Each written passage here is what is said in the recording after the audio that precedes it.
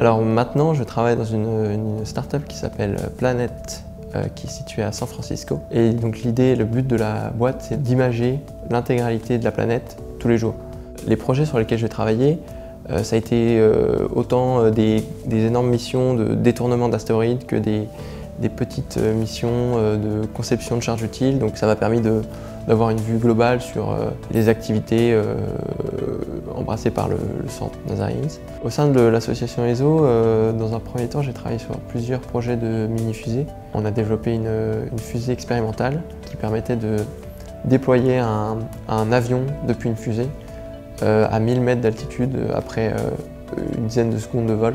On a fait venir la fusée aux États-Unis et on a lancé la fusée depuis le désert de Black Rock au Nevada avec toute l'équipe. Ça, c'était vraiment une expérience super. Les aspects les plus positifs que je retiens de ma formation à l'ESTACA sont d'avoir d'abord eu l'occasion d'avoir des professeurs venant de l'industrie qui apportent une vision concrète sur leurs projets, les projets sur lesquels ils ont travaillé, et sur les technologies et sur la théorie derrière ces projets.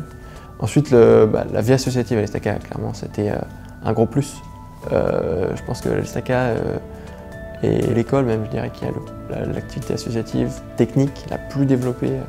Enfin, quand je vais dans tous les salons, dans tous les congrès où je suis allé, on était vraiment sur le devant de la scène. J'ai pas eu l'impression de passer toutes mes années derrière un bureau, j'ai passé plutôt toutes mes années derrière un établi à faire des choses ou devant des gens qui nous expliquaient plutôt leur passion. C'est un univers qui est très positif et qui donne envie d'apprendre et de faire des choses.